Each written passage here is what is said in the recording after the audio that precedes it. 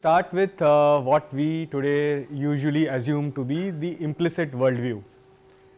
So, since our early childhood education system have told us some things, the first one of them is that the world is made up of subatomic particles. Okay. Anybody doubts this? Okay, I'm going to doubt it. Okay. Okay. The second is natural languages are ambiguous, whereas mathematics is unambiguous. Anybody doubts this? No, not yet. Should we? No, you should not. Mathematics is unambiguous, but natural languages can also be unambiguous, is what I'm going to get at. Okay.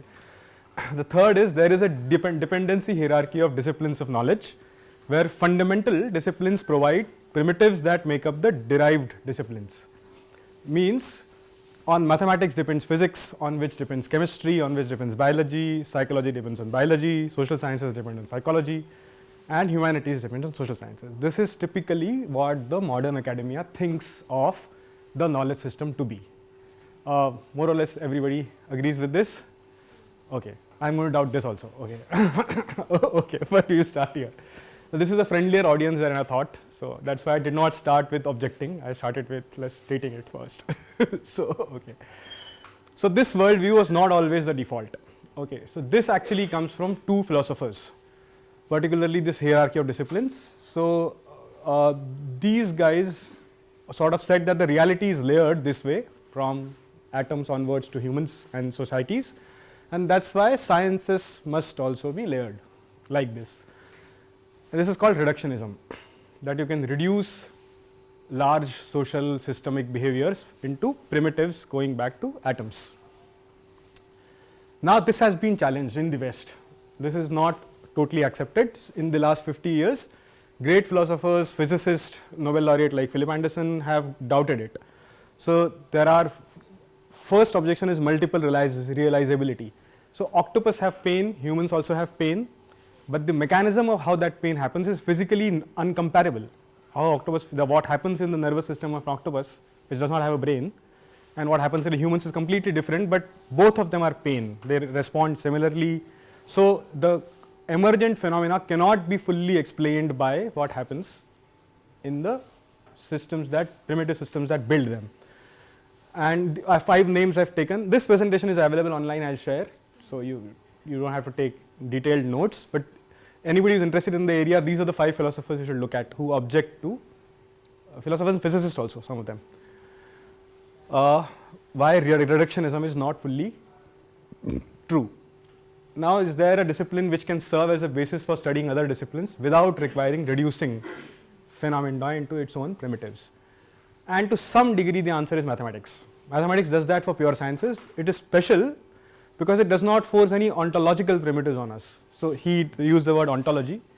So for those who are not so much into it, so ontology is basically the categories of things we think are really real. So a typical reductionist philosopher would say that thoughts are not real. Electric signals flowing through our brain are real. So there is no ontological significance of thought in his head. So that's what, the mathematics does not force us to do any ontology. For example, vector algebra provides us abstractions and a language to express those abstractions, and they can be used in diverse fields. In physics, they are used to represent lengths and forces. In an LLM uses vectors as embeddings for representing words now of natural languages. The ontological category represented by a vector is not enforced by mathematics itself. It just provides abstractions and a language. Okay. So that's why mathematics, which includes discrete maths and formal logic, served as the basis of computer science since early days, and AI also. So primitives of discrete maths, sets, sequences. How many of them are computer science related people in some way? Good. So great. So sequences, relations, trees, graphs, all of them served as the basis of data structures. And techniques of formal logic, theorem proving, including mathematical induction, as the basis of algorithms. Anybody relates induction to algorithms? Have you? You heard the name Woody Manber? Yeah, one. So this sort of why, because it does not have ontological primitives. So if you wanted to build languages to represent human world into machines, you had to start with mathematics, because it does not force you to choose what is real. It says there is a abstraction, use it for anything. And that is why it was successful to a large degree. AI also followed a similar trajectory. So he showed you some trajectory, evolution of AI. I have a similar one, slightly different. Yeah.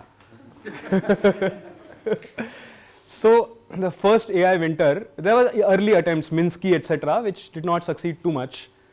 And then there was a phase of deterministic AI, where manipulation, well, the assumptions was that manipulating symbols can achieve intelligence. When I say symbols, I mean words, expressions, geometrical symbols. There are other kinds of symbols, but primarily something that represents a human idea inside a machine. And knowledge representation at the center. Represent whatever knowledge is in terms of some symbols. Developers or researchers would translate human knowledge into symbols and represent them, and formal logic with neat approach programmed by hand will solve the problem. This is the approach of deterministic AI. He's trying to do a behavioral model base which is deterministic, which is going to encode by hand. But they said that this did not succeed, which ended in a second AI winter. Something succeeded in it. Japanese people used this approach a lot for expert systems, which created these vending machines as a result of this era of work, for example. Now, the second wave is the probabilistic AI, which we can roughly date at 2012. Recognizing patterns in large data sets can achieve intelligence. Machine learning is at the center, and vector-based algorithms which are learned, not programmed, it learns what to do with it by looking at the data rather than a human being actually programming it. Now this succeeded. They say we are going to get detailed into this second phase. So this second phase starting 2012 actually starts with Geoffrey Hinton inventing deep learning. And this has tremendous success in computer vision, OCR, speech to text, robotics, automation, but had limited success in natural language understanding till 2017, when everybody has heard attention is all you need. People have heard this? Yes, computer science people have heard this. This is a paper which started this LLMs and transformers thing. And substantial success in automated code generation, image and video generation, and natural language generation happened because of this. What do you have an opinion, or anybody thinks that what is the problem in this? What is it not able to do? Does anybody has a take on saying what this is? Everybody is saying AI is great, but what is it that it is not able to do? Explain. Intelligence. It has knowledge but not intelligence in some sense. Yeah, and you're saying it's not able to explain. Yeah. So there is unmet expectations. So despite the stellar success of generative AI, in some ways it has become a victim of its own success. Okay. So people expect too much of it, which is not able to met. In financial figures, I think 1.2 trillion or something is the valuations of AI companies, and the revenue is not meeting that expectation. They are great successful. So in 1998, when it's more now, because OpenAI itself is valued now at $740 billion. Yeah. Valuation has increased, but revenue is coming only for 2-3 areas. Code generation and video generation is making money. Other applications are not making money. And but this does not mean this change is not going to last. The change is going to last. In the internet revolution also, in 1998, the web bust happened, but the web remained. Browser became the main thing through which we work. But a lot of companies failed and did not make money. So AI has changed the world. It is not going to go back, but a lot of companies are not going to make money. Very few are. And why? Because enterprises expect far more reliability and predictability. The enterprise adoption is happening to a limited degree, basically. Second is regulators and compliance professionals expect proper reasoning and explanation, as she said, backing the responses. And third is developers and product managers expect the ability to learn on the go, which he also mentioned, that let's say it hallucinated and gave you a wrong answer. There is nothing you can immediately do to improve it. They have to train it again, and after a month a new model will come, which will have that corrected. Yeah.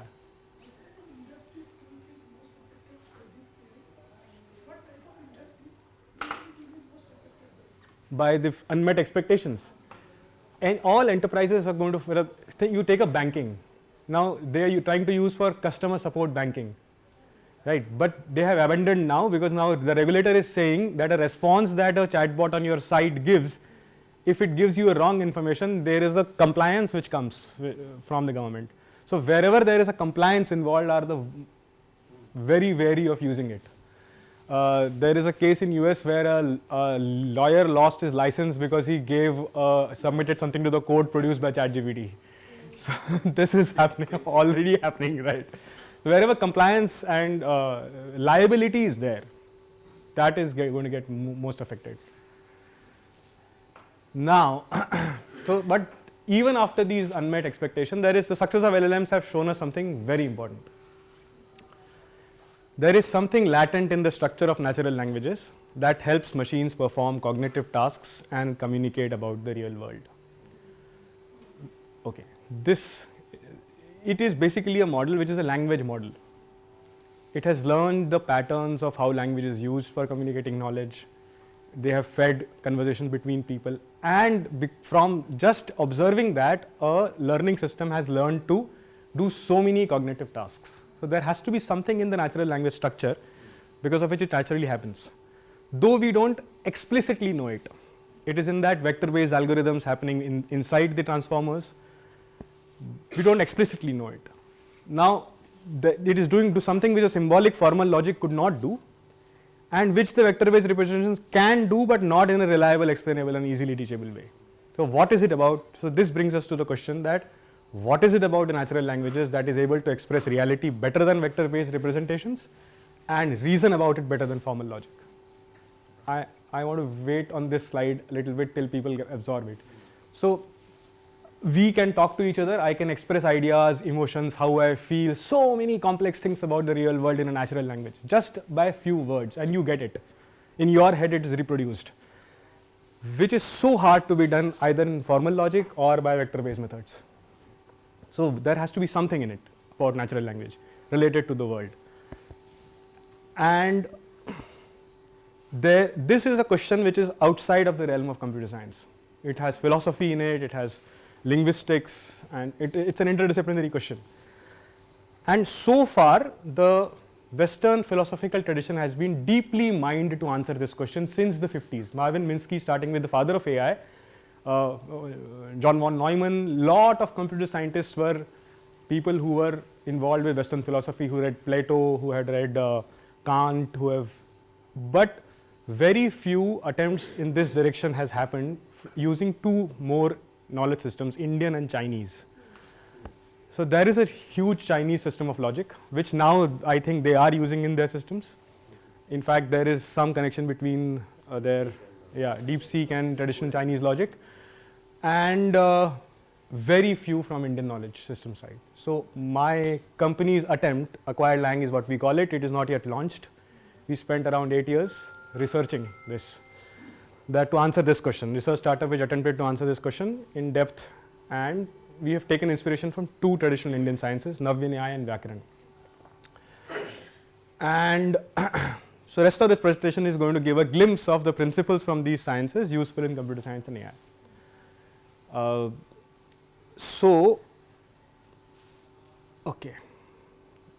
So somebody said world is made up of stories. Somebody objected, no, the world is made up of atoms. He says, that's just one story. So that is why worldview matters. So reductionism has been challenged earlier, but the two unquestioned premises that needed re-examining is that the world is made up of subatomic particles and natural languages are ambiguous, whereas mathematics is unambiguous. Now, if you want to solve the problem of what natural languages can do, which neither formal logic nor vector-based representation could do, you have to challenge these things to some degree. And I'm not saying that this is not useful. If we have not assumed subatomic particles, we would not have an internal combustion engine in a car. That I'm saying for solving this particular problem, we have to come out of these two assumptions and loosen ourselves a little bit and explore outside of this. So world is made up of meanings of words is the answer we get from Navya-Nyaya. Okay. The first postulate of Navya-Nyaya that kept us grounded while we questioned the fundamental premises of the dominant worldview. So meanings of world in Sanskrit means padartha. Padasya artha padartha. So padartha शब्द का हम इस्तेमाल करते हैं element की तरह हिंदी में, right? या मराठी में पदार्थ का अर्थ होता है खाने की चीज़, ठीक है, बट उसका मतलब है meanings of words. The second postulate from Navya-Nyaya that helped us create formalism. So that the knowledge in the human mind is composed of meanings of words, basically. ये सुनने में obvious लगता है, but ये obvious बात नहीं है. Neuroscience scientists would say that knowledge is made up of electrical signals. Somebody else will explain. Have you heard the name John F. Sowa? S-O-W-A? You have heard? Yeah, conceptual graphs. Yeah. So that was conceptual graph was, I think, the symbolic AI era before 2012. The most successful कहना चाहिए या फिर the deepest work who did in that area of symbolic AI was John F. Sowa's work on conceptual graphs. He would say knowledge is a interconnected graphs of symbols which can be grounded in natural numbers or sets or whatever, set theoretic symbols. Nyaya says no, the knowledge in human mind is composed of meanings of words. Okay. So Jnana basically is composed of padartha in Nyaya terminology. The third is that a constrained subset of natural language can be unambiguous. It is possible, and that's what Navya-Nyaya does. Navya-Nyaya creates a subset of Sanskrit language in which cannot be interpreted in more than one ways, which is unambiguous. Okay. So this helped us create a syntax that can express almost anything that a human mind can think unambiguously. This is the basic inspiration we have taken from Nyaya, these three things. I am going to put them, these three postulates with the three concepts from Nyaya. We say Padartha, Gyan and Paribhasha. And rest of the presentation is actually getting into these three. Okay. Again, I want to stop here and say the world is made up of meanings of words. Knowledge in human mind is composed of meanings of words. A constrained subset of a natural language can be unambiguous. So I started with the dominant worldviews assumptions, and I'm let Navya IKS challenge it. I'm going to just translate it into English. There is a 2,500-year-old tradition. Yeah.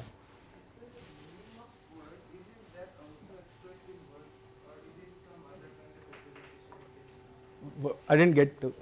When you say about the meaning of words, the mind storing knowledge as the meaning of words, isn't that meaning also stored in words, or how is that? So the question of how it is stored is, for our purpose, computer science purpose, less relevant. What is purpose is that can we create a data structure which can produce a result which sounds similar to how a human would have produced, right? So how actually a human being does it is very complex, and some answers are physical in the terms of neurological answers. We will get into Nayayika's answer of how does a knowledge is formed by meanings of words when we get into the second section. Okay, in this section, the Gyan section, we will get that answer. So how it is stored? I got the question right. So you are saying is meaning something different from word? Yeah, it is. Next, exactly this is the part you go to get into. Word is made up of meanings of words. So literally meaning of a word, padartha means padasya artha. The Navya-Nyaya postulates that conceptualization is always in terms of meanings of words. Simply put, whatever can become the object of the mind is meaning of some word. Yeah. So before starting to go into your work, my question is, so there are other philosophical branches and they also have their worldviews. Yes. So before you started your work, why do you not choose this? Navya-Nyaya. And that is one question. And the second question is like what this branch gives you advantage over Prachin. So you say other Indian branches like Sankhya, Vedanta, etc. That is Yeah. the first question. Hmm. Second, there is also Gautam Muni's old mind. There is also Gautam Muni's old mind. Old Nyaya. Yeah. So that is No, so I have not denied. Navya-Nyaya is a combination of old Nyaya and Vaisheshika. So I have accommodated both of them. So, yeah. But other fields, like say Sankhya, Vedanta.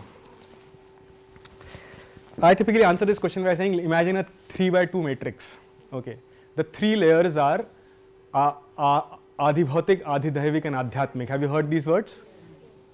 And the two physical, Daivik means you can say metaphysical, but Devatas, which are, so we say in Indian worldviews, all the six Astika worldviews, nothing physical is without consciousness. What is epistemic also? Episteme is in the first layer, Bhautik.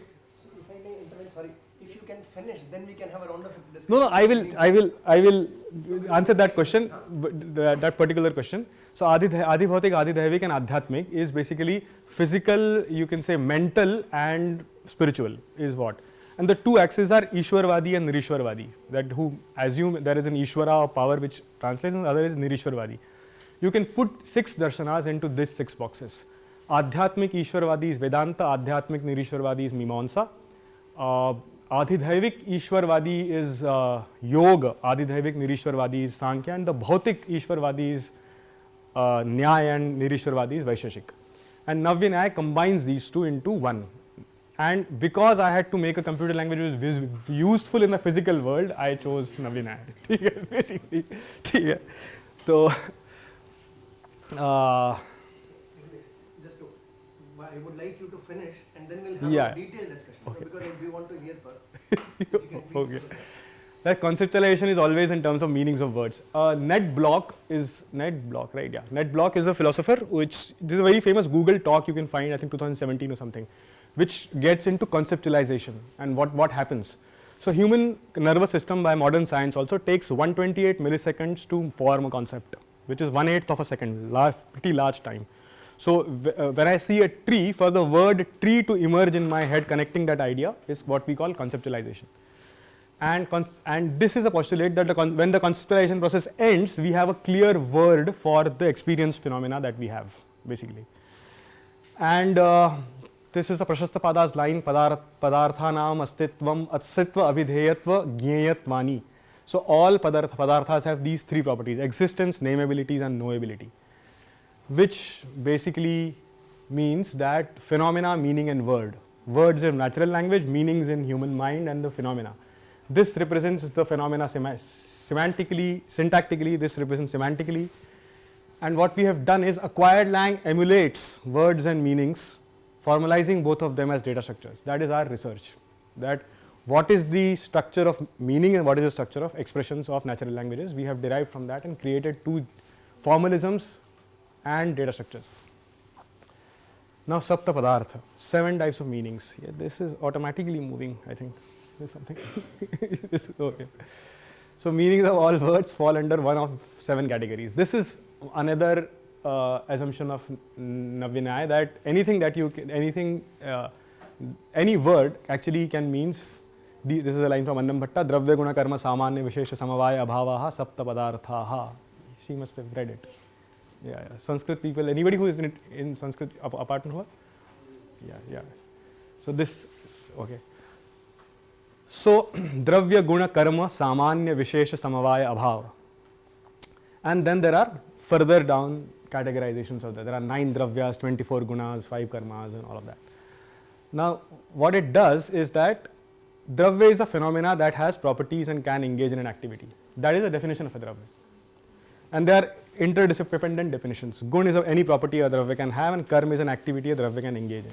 Okay. This is a cyclic definition, but because the real world has that thing, this is what separates Nyaya from mathematics, because mathematics you have to come, every mathematics that you do has to finally come back to number theory. Sets are defined in terms of number theory because you have to have some ontic starting point. Nyaya does not start with, Nyaya starts with 3 things which are interdependent definitions. Because the human mind intuitively understands what a Dravya is, what a Gun is, what is Karma is, and they say we don't have to go into more primitives. It starts at an emergent level without having to reduce by interdependent definitions, basically. And the rest of the 4 are sort of definitional. A human mind can think of an idea of treeness, a virtue of being a tree.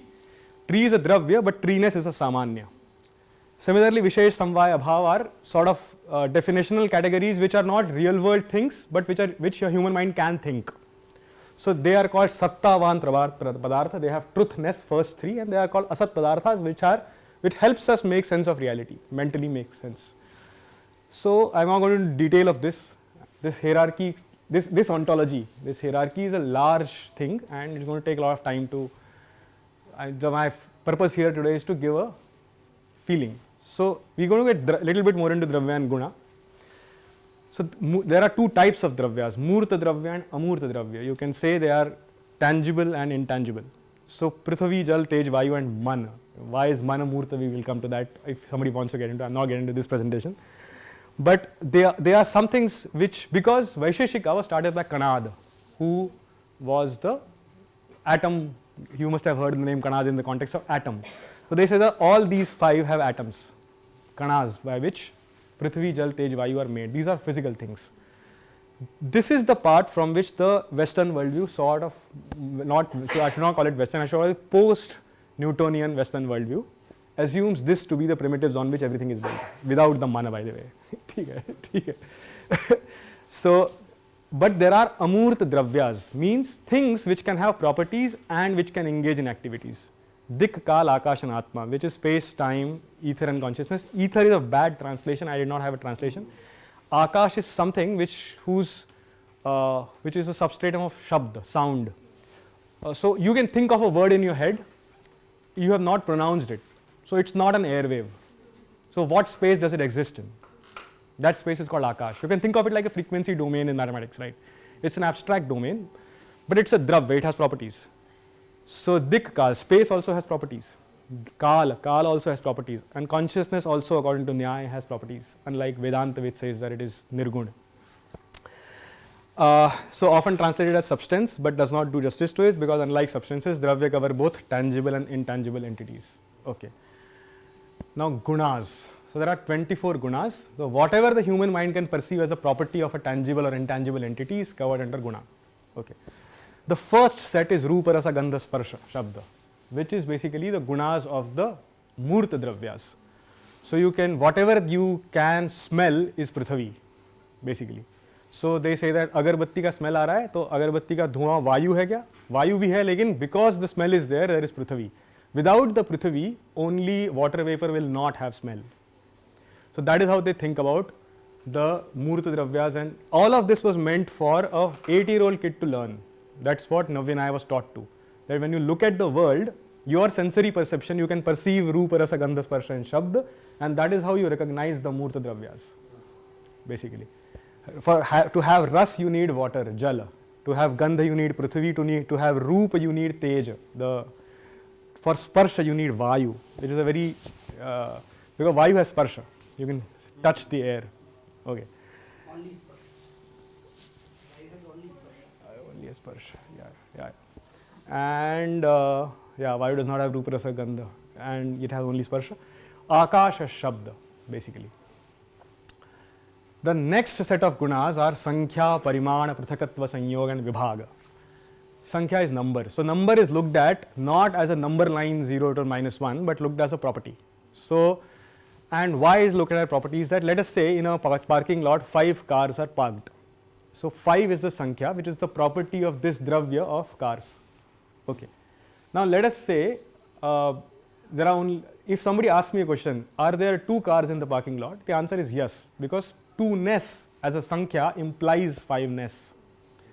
So the gunas are something that are treated not as a number line thing, but properties of things which can infer each other's properties.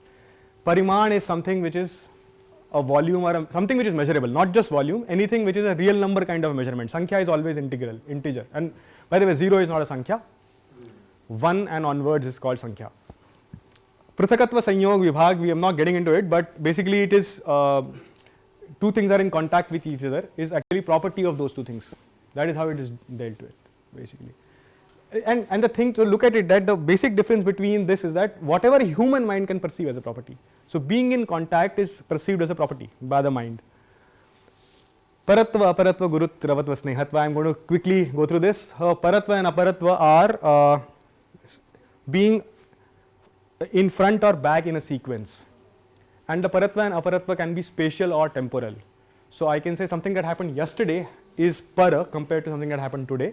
Or I can say that something which is near me is para compared to something which is far, which is apara. So both spatial and temporal paratva are properties again of dravyas. A mind can perceive farness and nearness as a property of a dravya. Gurutva, Dravatva, Snehatva is actually weight, being Dravatva, and Snehatva is viscosity, Dravatva is the ability to flow. Fluidity and viscosity is what is a good translation of them. Okay, now these are 15 and there are 24 of them. These 9 are the gunas of Atma. Atma was a dravya, right?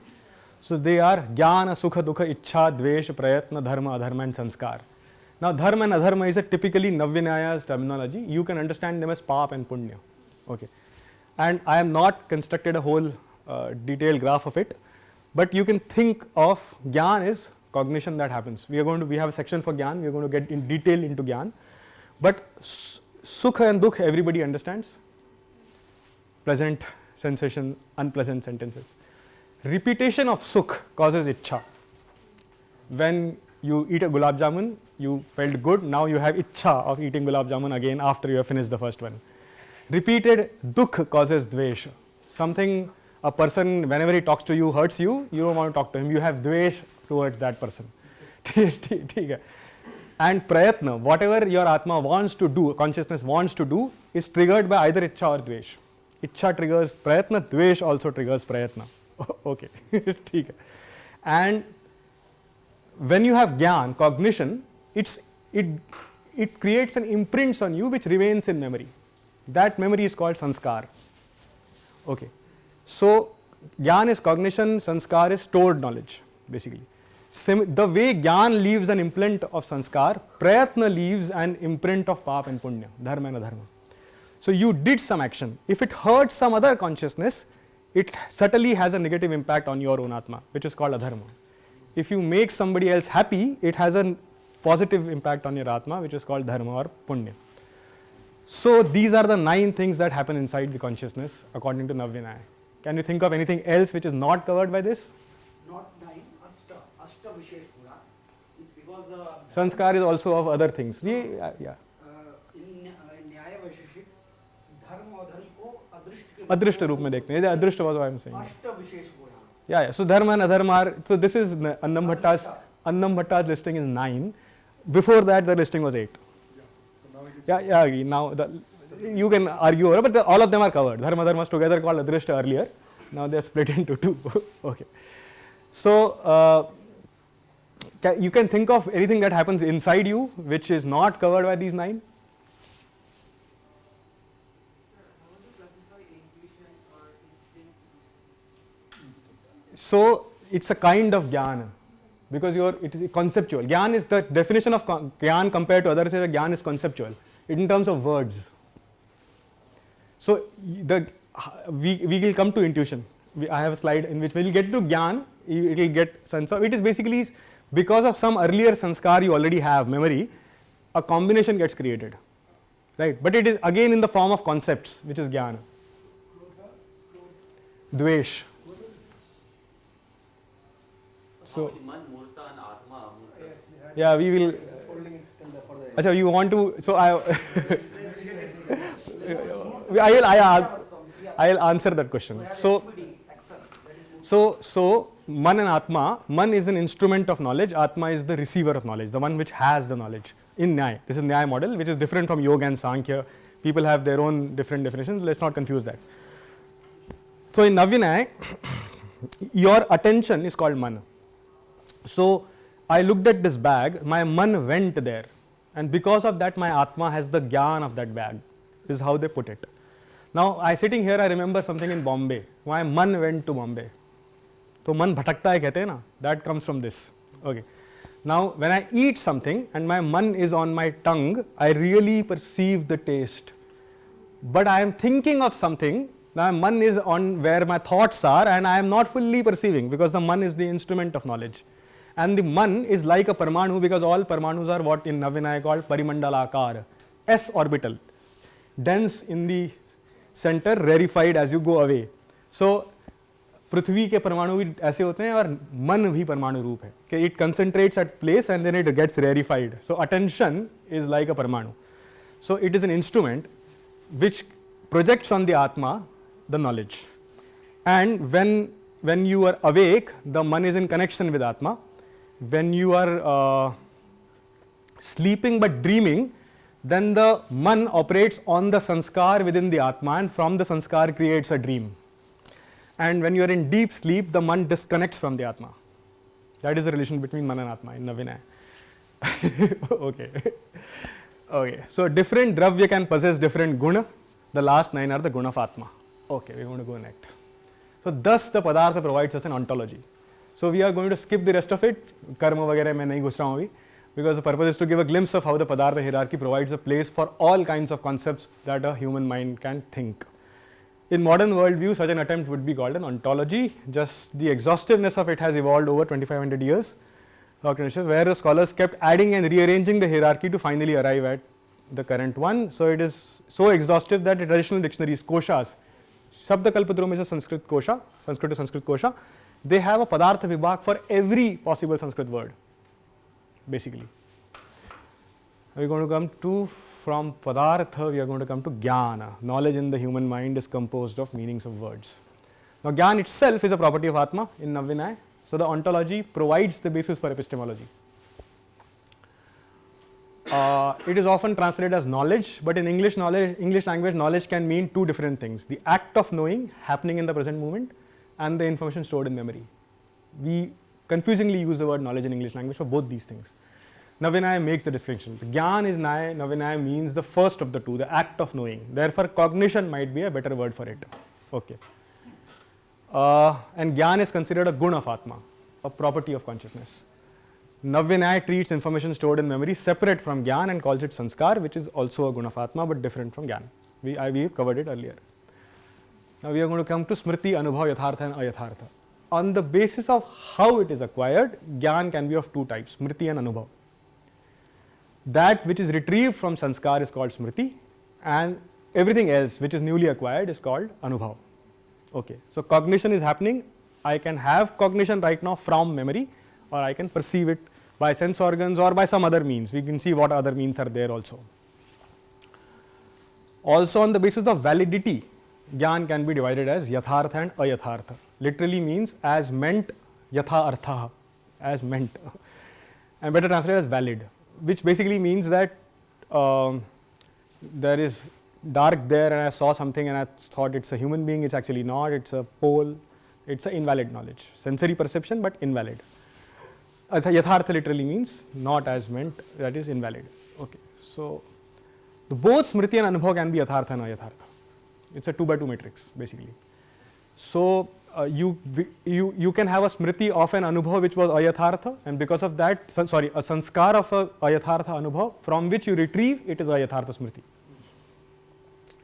So Navya-Nyaya postulates that valid cognition can happen by 4 means. First is Pratyaksha, sensory perception. Now sensory perception is न्याय की भाषा में इंद्रियार्थ सन्निकर्ष जन्य ज्ञानम प्रत्यक्षम, मतलब the sense organs getting in contact with the object of the senses, taste, thing. This is simple. Anuman is inference. This is actually the main topic of Nyaya, but I am going to not cover Anuman because I only had 1 hour to talk. Anuman itself is a 2-hour topic. So Anuman means, it's अनुमान का हिंदी में मतलब होता है guess, but wrong translation है. अनुमान का मतलब है मान means measurement, but anu is अनुमान actually means परामर्श जन्य ज्ञान, that you think about something and you conclude basically. So perception is only from sense organs. Inference is something when your mind is using past memory to conclude something about a new thing. That is anuman. Third is upaman. Upaman is analogy. So difference between anuman and upaman is that anuman is logically correct and can be used as a basis of query. It gives a clear yes or no answer. Upaman is a knowledge which is arrived by comparison and there is a word for it, simile. Sadrishya ka English translation, similarity is a good word. Similarity. So there is upaman is typically used by children to acquire new words. So you tell a child that so he has not seen something, but you say that there is this tree he has seen a coconut tree, but you can tell him that palm tree is something which is also like coconut tree, which has leaves similar to coconut trees, but which does not have coconut but palms hanging. Now by similarity a word, he will learn a new word called palm tree. Upaman is also used for other purposes besides learning new words. By comparison and similarity you can learn, which is different from inferencing actually. The fourth is shabda. Somebody else tells you something and you know it, verbal testimony. Okay, so these are the 4 means of acquiring knowledge. And शाब्द ज्ञान बोलते हैं उसे, शाब्द प्रमाण, मतलब प्रत्यक्ष प्रमाण, अनुमान प्रमाण, उपमान प्रमाण, एंड शाब्द प्रमाण is what belonging to शब्द basically, वृद्धि है. Sorry. Navya-Nyaya further postulates that every cognition can be canonically represented in terms of 2 padarthas connected to each other by a cognitive relation called sansargas. Now, this is what is very critical that we do not have in modern Nyaya. When we say we have a cognition, because Nyaya says that the knowledge is always in terms of padarthas, it has a structure. This is the simplest example. When we see a blue lotus, we say Neel Kamal. There are 2 words joined to each other by some relation, according to Nyaya, a relation called Samavaya.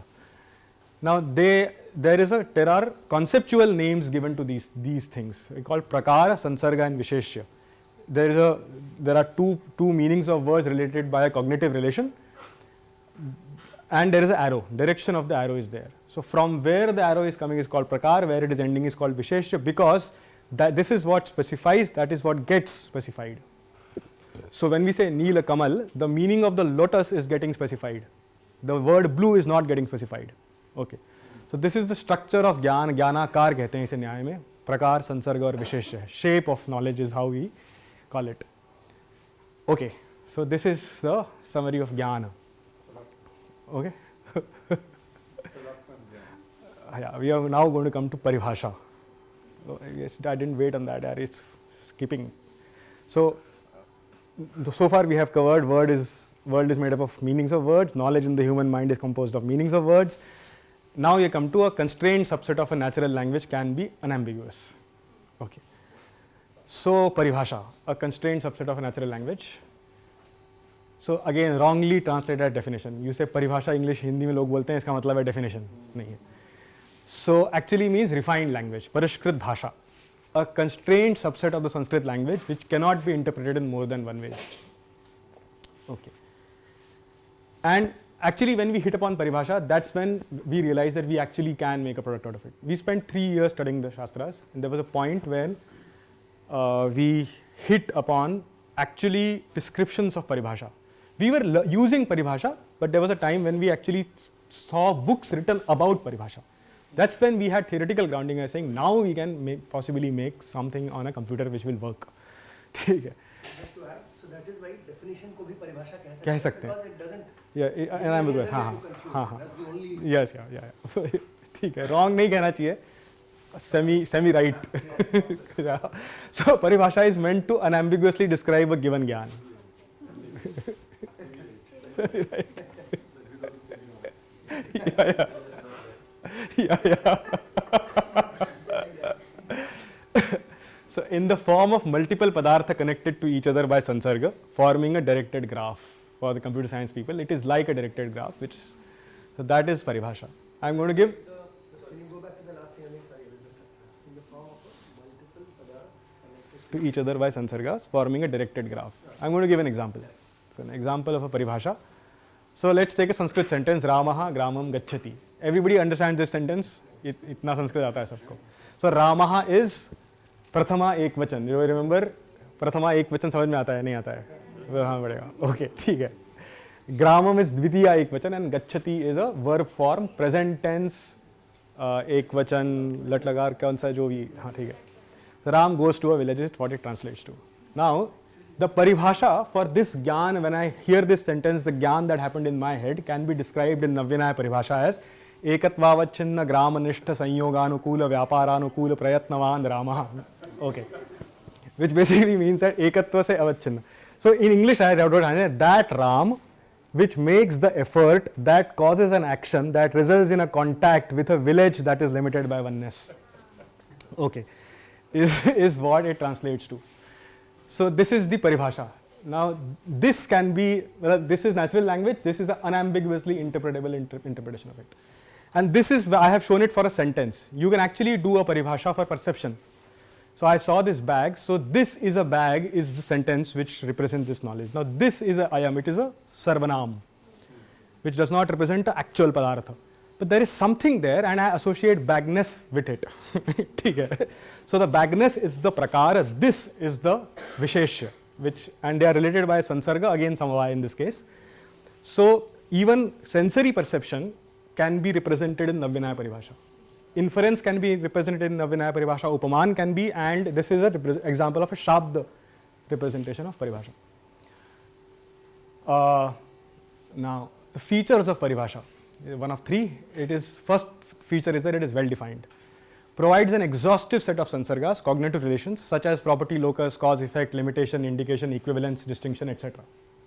They have names. अभेद, निरूपितत्व, अवच्छिन्नता. वहाँ पे हमने उसमें पिछले वाले में हमने अवच्छिन्न शब्द देखा था, which is limitation, limited by oneness. Nishtha is actually locus property form. In the Gram में निष्ठ है संयोग. Actually, nishtha and van both are property locus form used for when the arrow is reversed. ठीक है? Yeah. So anukul is cause effect basically. Anukulata is, so there is a exhaustive list of relations cognitive relations our mind can make between meanings of words. Provides the rules of what type of padartha can enter into what kind of sansarga and from which side, specifying or specifieds. So Samavaya is a relation which is between 5 types of padartha sets.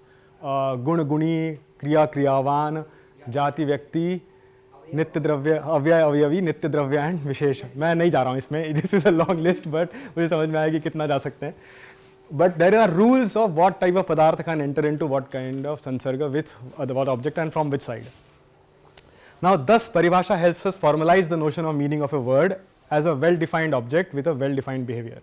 ठीक. The second is what Said I'm glad behavior is there because we all work together. yes. Okay.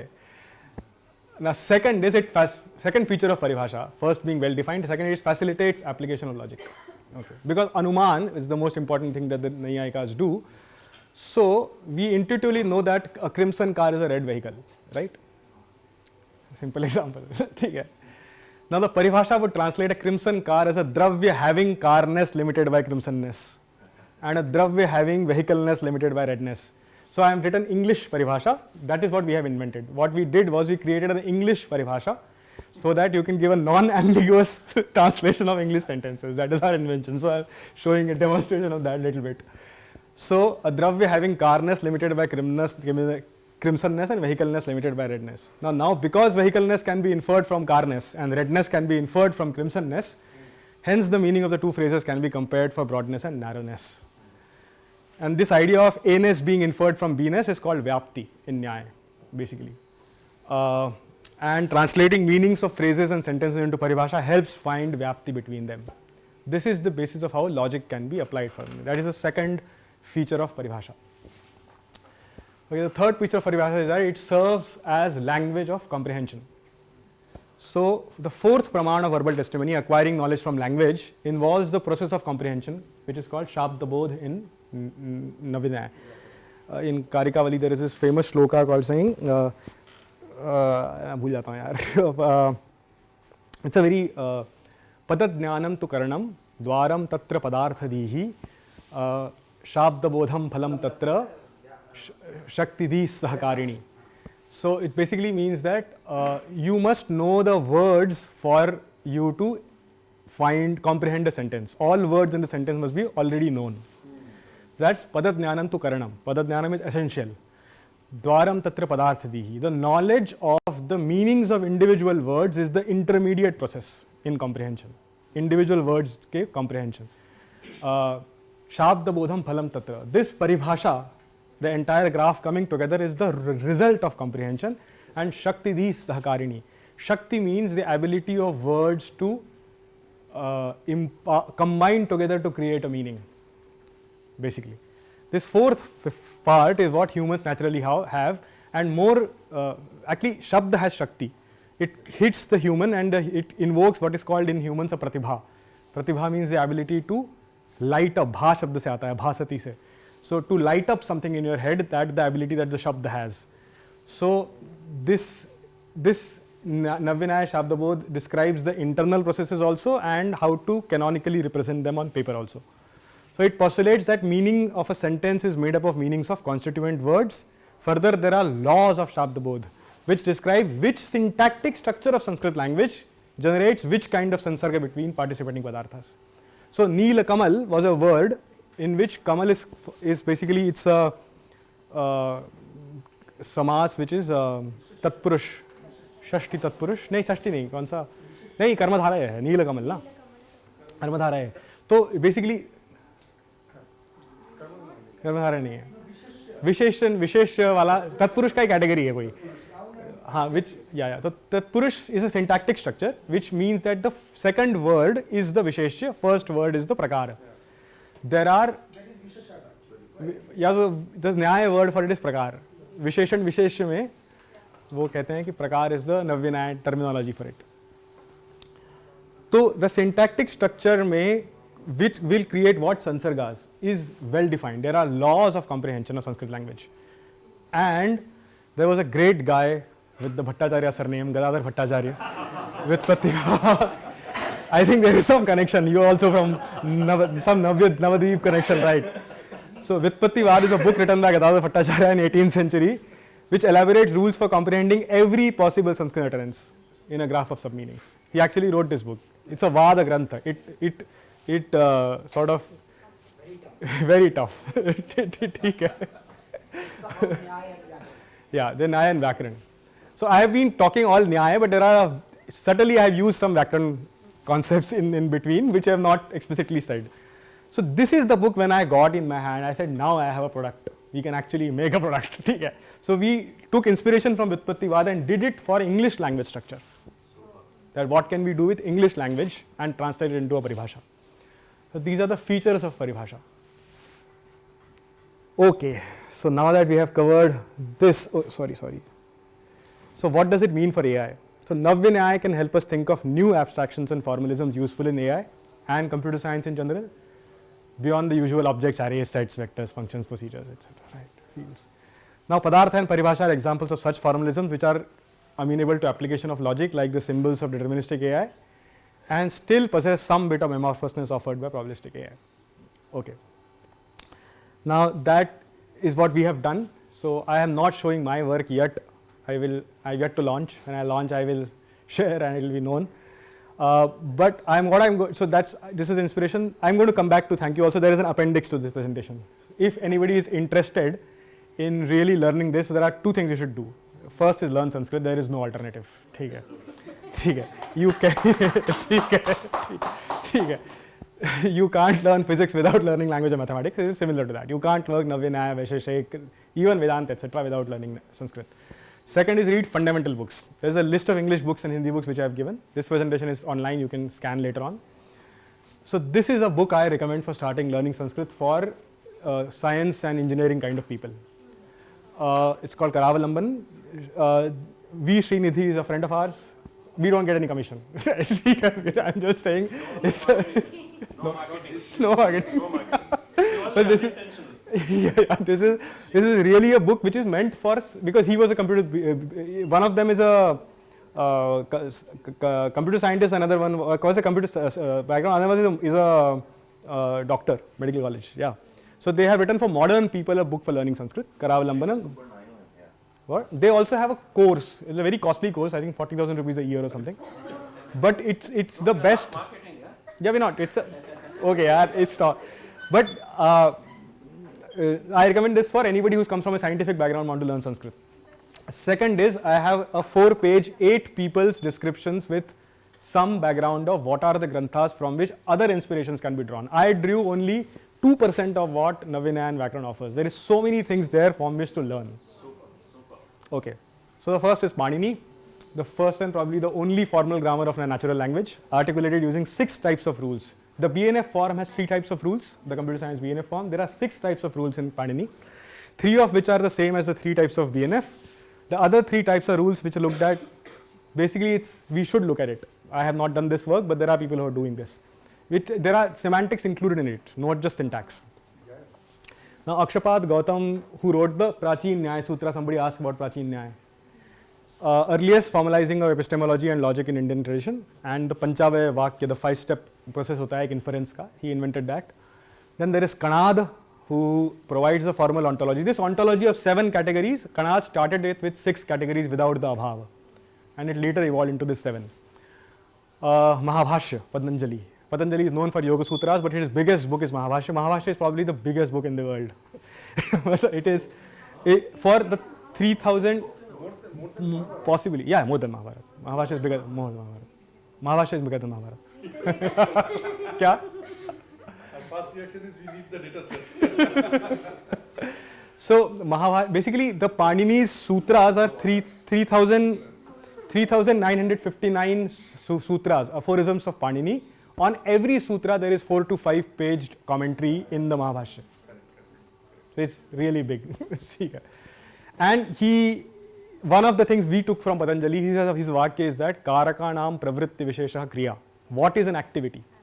Activity is a special participation of participating nouns. When I say I ate pizza, so I and pizza are nouns, and eating is a kriya. So eating is not physical. I can't perceive it. So how do you perceive it? It is a particular tendency of the participating nouns. This is an idea very well articulated by Patanjali. Karakanam pravritti vishesha kriya. Bhartrihari, Vakyapadiya. Okay. So he puts Shabd at the center of human cognition, and by extension at the center of the universe. He gives a coherent philosophical framework for putting all phenomena in terms of meanings of words. I'll try to put some Bhartrihari's ideas, very important, which is, so he was not a Nayayik, he was a Vyakaran. He comes from Vyakarana background, and he says that when a child, I'm rephrasing for modern audiences. So when a child does not know language, he sees single reality. Everything that is happening is perceived as one continuous continuum. When we learn words, we break it down into things and activities, basically. Okay. So, and we break it down first by verbs and then by nouns, according to Bhartrihari. So he has this famous shloka. I should actually, let me please allow 2 shlokas. This will give some perspective of where it all comes from. The Anadi Nidhanam Brahma Shabda Tattvam Tadaksharam Vivartate Artha Bhavena Prakriya Jagato Yataha. That basically means that the one single consciousness of the world divides itself by into the prakriya of the world, into the separate things which operate with each other by meaning, by the power of the meaning of word. The Shabda is the Brahma is the word, and the meaning is the world, is the analogy that Bhartrihari gives. The second thing he says that Adhyahita Kalam Yasya Kala Shaktim Upashritaha. That Shabda's inherent tendency is the flowing of time. Kala Shakti Upashritaha Janmadayo Vikara Shad Bhava Bhedasta Yonayaha. Within that time are ashrit hain usme meanings of verbs, the 6 meanings of verbs which are Jayate, Asti, Vipariminate, which are basically षड विकार जिसे कहते हैं कि पैदा होना, sustain होना, change होना, बढ़ना, कम होना और विनाश हो जाना. All meanings of verbs fall under these 6 categories. So they remain in time. So meanings of verbs is how the human being first starts dividing the one continuous reality into parts. And these are bhava bhedasya yonaya. These are the birth giving yonis of the meanings of nouns. We know nouns separately because they participate differently in verbs. This is Bhartrihari's philosophy. This is my favorite philosopher, so I went into it a little bit. Okay. Prasastapad. Again, this Prasastapad really put the 7 categorization of Padartha really well. A lot of things started because of Prasastapad. Again, this is another, he invented Paribhasha. Gangesh Upadhyay actually invented the Navya-Nyaya Paribhasha. Basically, you can say that. And his 10th century, this is 1000 years back this happened. All people before him were before that. Like I don't know what to, Panini is 2500, Bhartrihari is 2000, sorry. Gangesh is 1000 years back. And the Gadadhar is the last one which I mentioned, that who wrote with Pratibad. I think this is a list of whoever does not know Sanskrit, doesn't want to learn it, these are other language books about these things, and I am putting a list here just so that if anybody is interested, they can see.